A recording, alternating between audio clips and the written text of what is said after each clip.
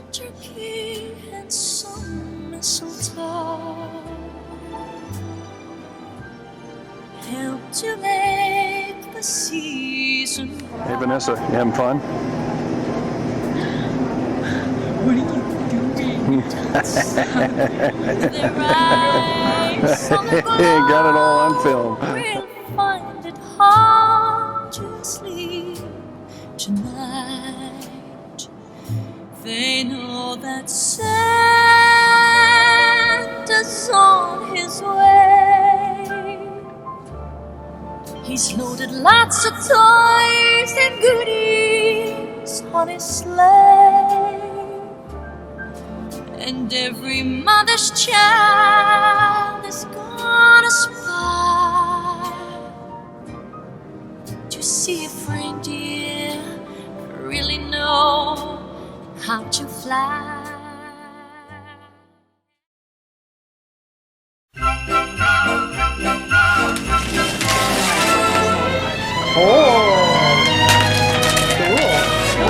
Where do you guys have a Kohl's? Beginning to look a lot Kohl's what? Kohl's department store.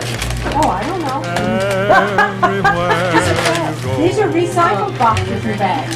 Take a look at the 5 and 10.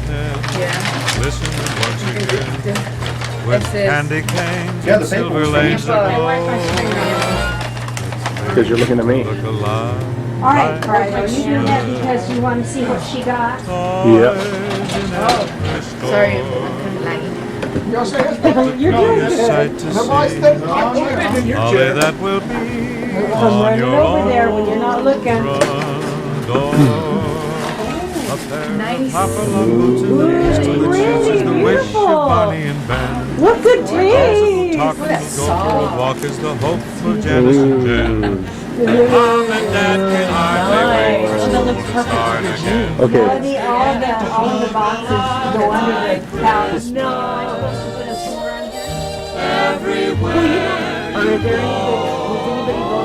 There's a tree in the Grand Hotel, one in the park as well.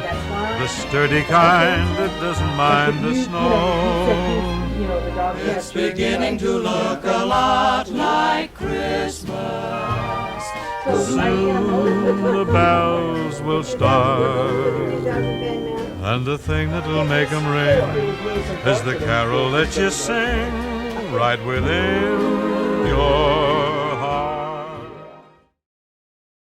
Dan and Christy are all ready to go, and we're waiting now for the rest of the crew.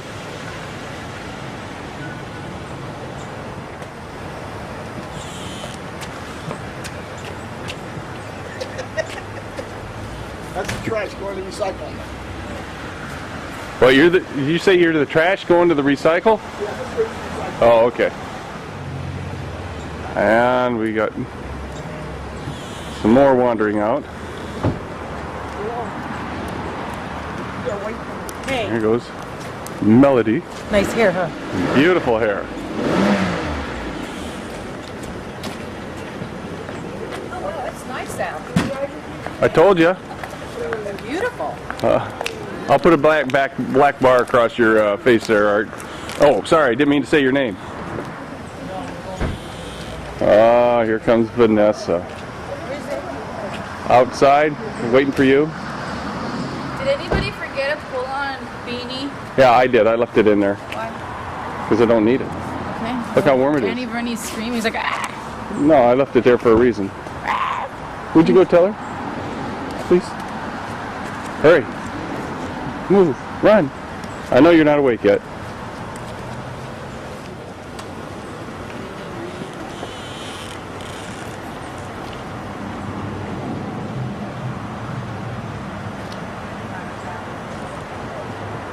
Here comes Bernie and Al. The rear guard. Not to say that the guard rears, but they're just bringing up the rear. We're going to Lancaster. Oh, you're not telling me for what? Huh? What are we going to see? Going Lancaster. to Sight and Sound Sight and Sound. in Lancaster, the Dutch country, and we're going to see the life, the birth of Christ. Ah, okay. It's melodrama at Sight and Sound, and with live stage animals, and you'll enjoy it. Okay. Second, baby. Is she always this helpful, Stan? Yep. Why are you filming him getting mad? I'm not filming anybody getting mad. What are you filming us eating? You're the only one eating. Living Waters? No. We're going to Sight and Sound. Ooh. Because he's really close to Vicky. Mm-hmm. And Dennis lives further. Vicky lives like, not right in Bridgeton, but it's like, you know, it's like Norco La Sierra. Yeah, that's... Yeah, Bernie.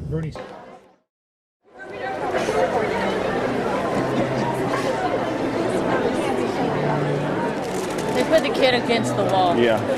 Hey, Vanessa, you want to sit up here with Melody? Yeah. Why? Okay. That's what she said. She said why. Wow. Melody's popular. Okay, you're on there. Vanessa, you're moving. Are they throwing you around? It's a movie play.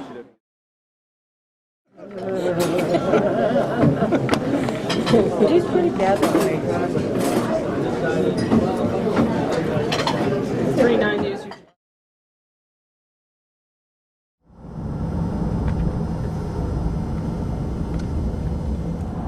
Oh, we have both of them on there. It glows pretty bright. And that's pretty well known.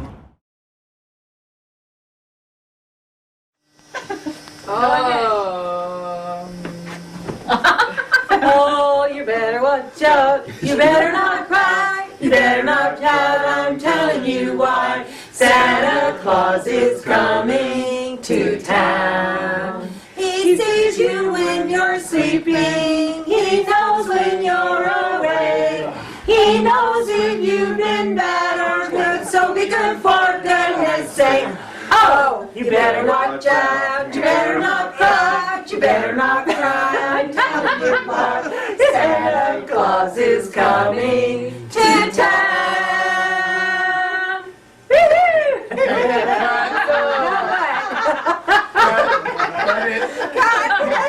Oh, Christmas tree, your leaves are ever shining. There. Thank you for the solo melody.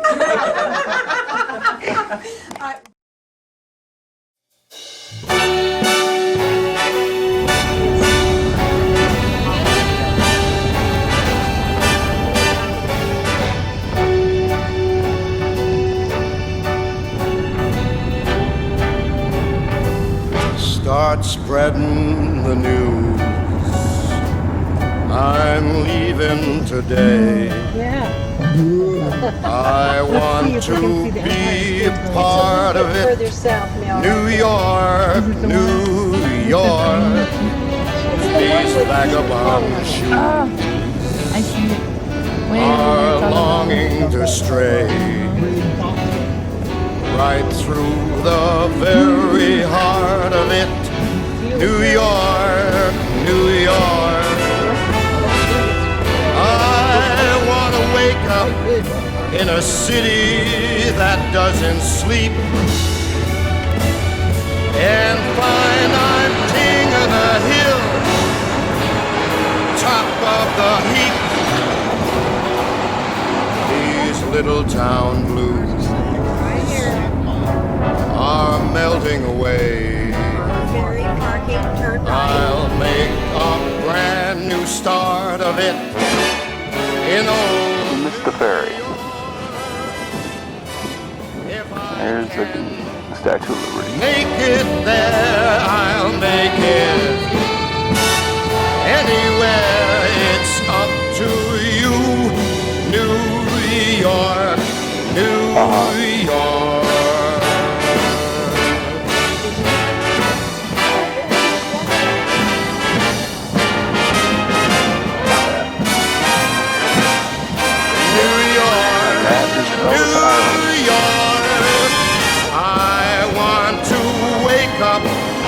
In a city that never sleeps and find I'm #1, top of the list, king of the hill, #1. fearless crew.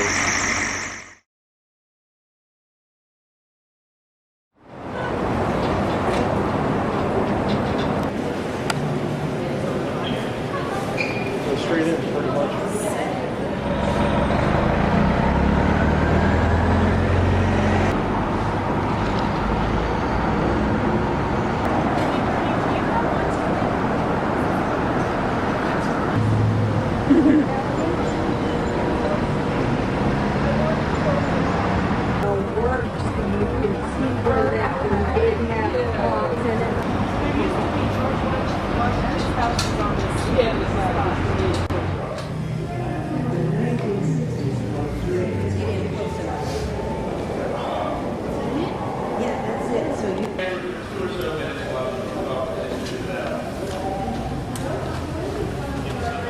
To take a couple last photos, then I'm going to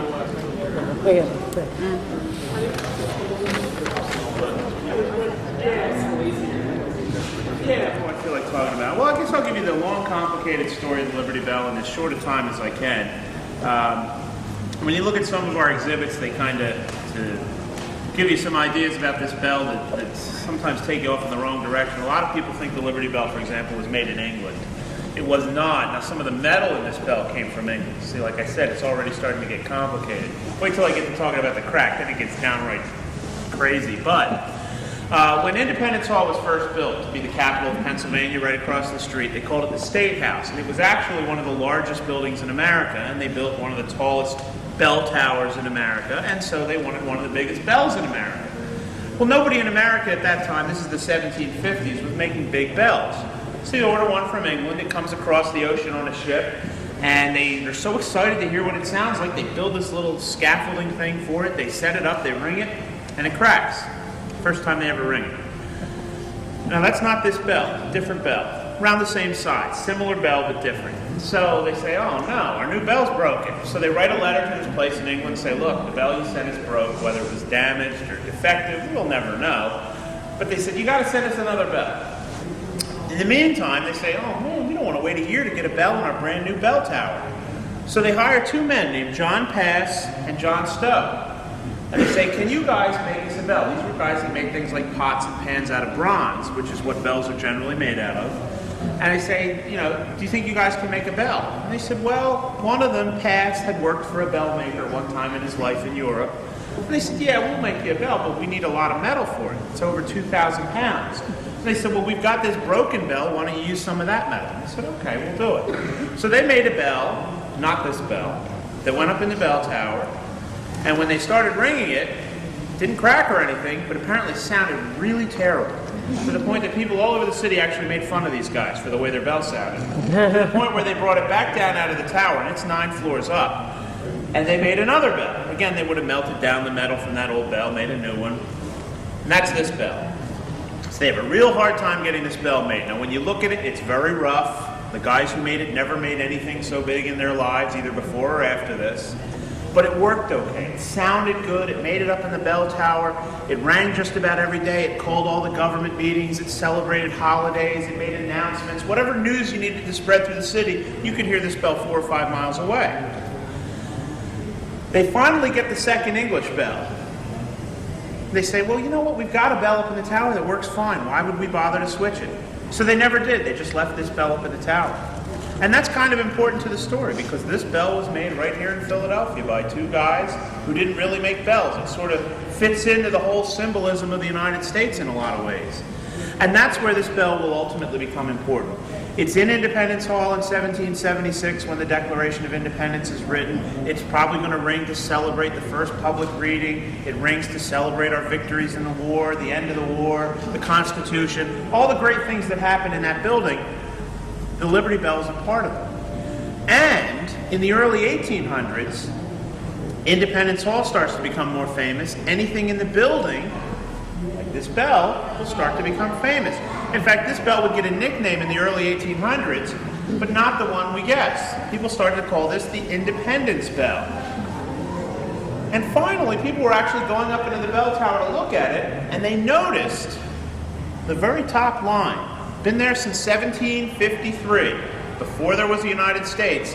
It's a Bible verse, Leviticus chapter 25, verse 10. It says, "Proclaim liberty throughout all the land unto all the inhabitants thereof." Now that's made for Pennsylvania. Pennsylvania always allows religious liberty. They gave their people it's sort of like a Bill of Rights called the Charter of Privileges. That's probably what that liberty is up there for.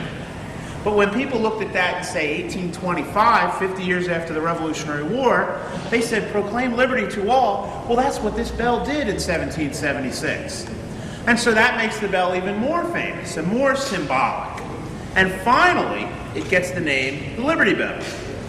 First time we've ever heard that name is in the mid-1830s. The bell was taken up by a group of abolitionists. They're trying to end slavery. They put it on the front of a newspaper. They call it the Liberty Bell. They tie it to the Declaration of Independence. They like the idea of proclaim liberty to all. That's what they're trying to do in ending slavery. And calling it the Liberty Bell makes it even more famous. And of course, that's the name that we use today. Later on, other groups would take up the bell and use it as their symbol of their cause. The women's suffrage movement, trying to get votes for women, would use the Liberty Bell. Other countries would eventually use the Liberty Bell. So it just slowly but surely builds and builds and builds to become more famous. This year, we've already had over 3 million people come to visit the Liberty Bell. So that tells you that it's done pretty well for itself. Now, last thing I want to talk about is that famous crack in the bell. And as I said, this is where it gets really tough to explain because we have two big problems. We don't know when the bell cracked. We don't really know, because we don't know when it cracked, exactly why it cracked. It's not what you expect to hear. You want to hear some great story tying it into some great day. But unfortunately, the Liberty Bell probably cracked some unknown day that it was ringing in the 1840s. The reason I say that is the first mention that there's a crack in the bell comes in 1846, when it's already there. So it probably hasn't been there all there that long. Now the way it works is this. It cracks at the bottom. Underneath the bell, and it's still there, is the clapper, the original clapper, which weighs about 45 pounds, like a big hammer. The yoke, by the way, at the top, this is elm, that's also original. It would have been attached to a big wheel so the whole bell would swing. That clapper would hit this same spot, front and back of the bell. Eventually, one day when the bell was ringing, it got a very small crack at the bottom. Nobody noticed it. They kept using the bell. Over months, maybe longer, it just climbs. The two sides of the crack rubbing together makes it get worse. Eventually, it gets long enough you can hear it. You can hear the sides of the crack rubbing together. The sound has changed, and in 1846, they want to fix it. So they drilled, and they make the crack wider, which immediately doesn't sound like a great idea, but you make it wider to keep the sides from rubbing together. The sound should be okay, and in theory, it shouldn't crack any worse. The first time they rang the bell after fixing it was George Washington's birthday, 1846. They started ringing in the morning, and it sounded good. So they said, all right, it worked. Kept ringing the bell. Lunchtime, doesn't sound so good anymore. So they took a look, and when you're in the front of the bell, you will see there is a second crack. Right out of that repaired section, the best place to see it is the word "and" in the front.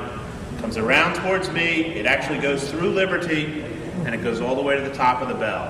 That crack at the top, that's the one we can't fix. That's why this bell does not ring today. It's not the first one, it's that upper one that's the real problem. Unfortunately, you put the bracing and bolts in. That's really the main thing holding this bell together today. And hopefully, another 200 years, still be getting, 3 to 5 million people a year coming to see it. Well, folks, I want to give, I know some of you haven't gotten a chance to get a very close look or photo, so I want to give you time for that. If you have any questions, I'll be right over here, happy to answer them for you. Right. And you can certainly look at the bell from all sides.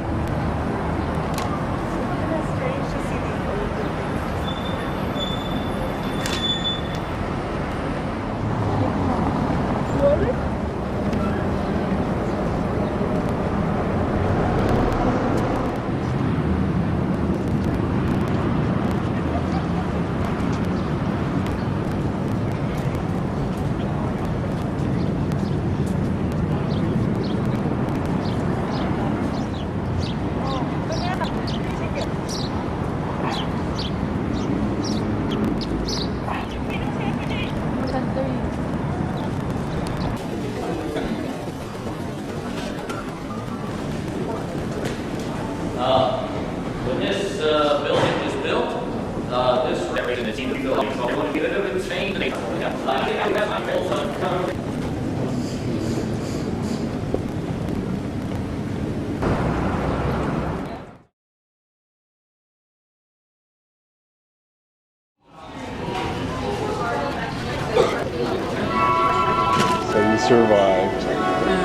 I'm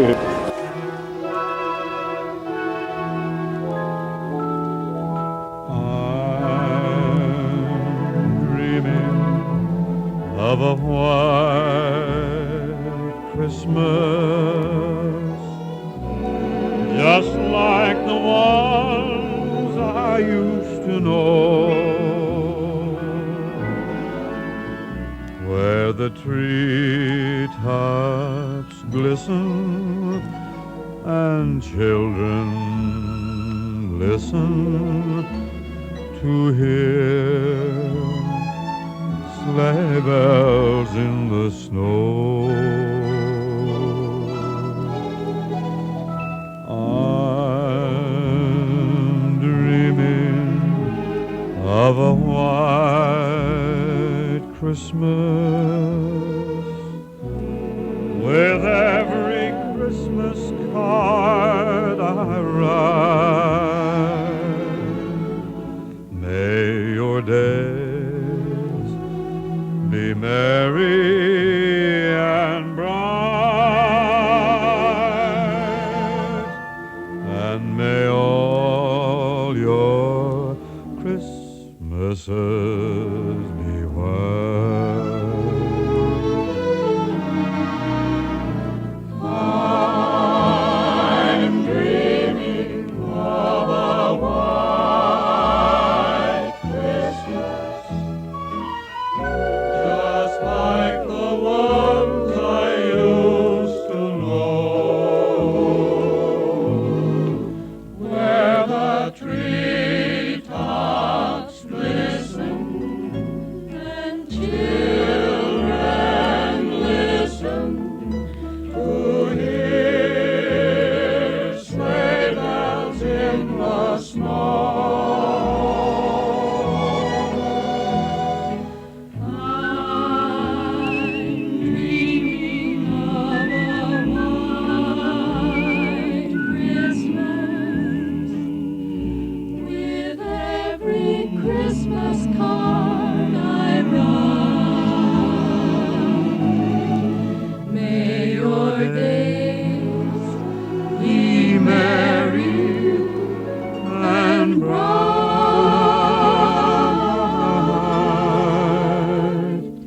and may all your Christmases be white.